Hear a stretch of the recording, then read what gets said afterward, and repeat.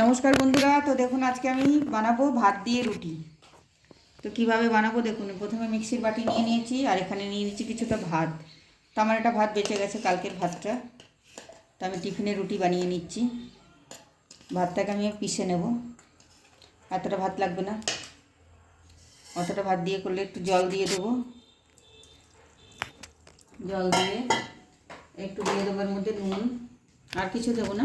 পান্তা ভাজি তো করে দিলে পুরো। তো নুন দিয়ে দিচ্ছি একটু, আটা মাখতে যেটুকু নুন লাগবে ব্যাস। এটুকু ভাত রেখে দিলাম, কারণ আমার অল্প রুটি করতে হবে, তাই জন্য পুরোটা ভাত লাগবে না, অল্প রুটি করতে হবে। তো আমি এটা পিষে নেব। তো দেখুন আমি ভাতটা পিষে নিয়েছি, এরকম স্মুথ করে পিষে নিয়েছি। এটাকে ঢেলে নেব।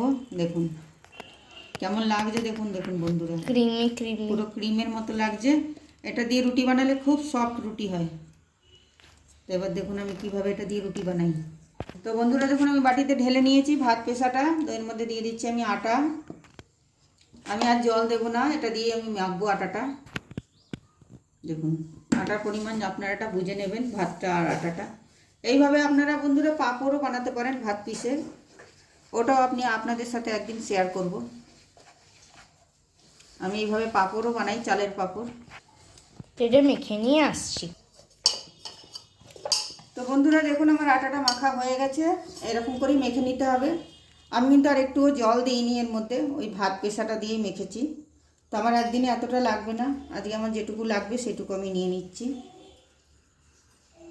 দেখুন আমার 4টে কি 5টা রুটি করতে হবে, বেশি রুটি করতে হবে না। তো আমি এবার রুটিগুলো বেলে নিচ্ছি। আমরা একটা রুটি করে দেখিয়ে দিচ্ছি।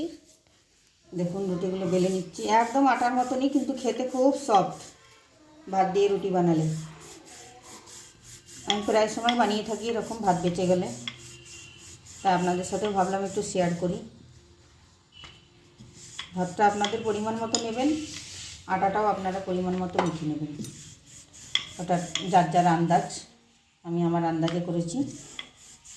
দেখুন কত সুন্দর রুটি হচ্ছে। তো আমি রুটিটা আবার সেঁকে নেব।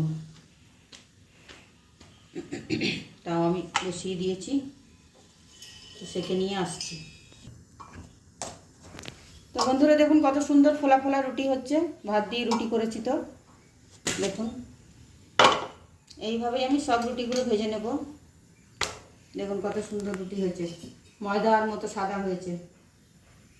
ময়দা দিয়ে মাখলে যেন সাদা হয় রুটি, আমি আটা দিয়ে ভাত দিয়ে মেখেছি, তো কি সুন্দর সাদা হয়েছে দেখুন। আমি সব রুটিগুলো করে নিয়ে আসছি। তো বন্ধুরা দেখুন আমার সব রুটিগুলো হয়ে গেল, এই যে।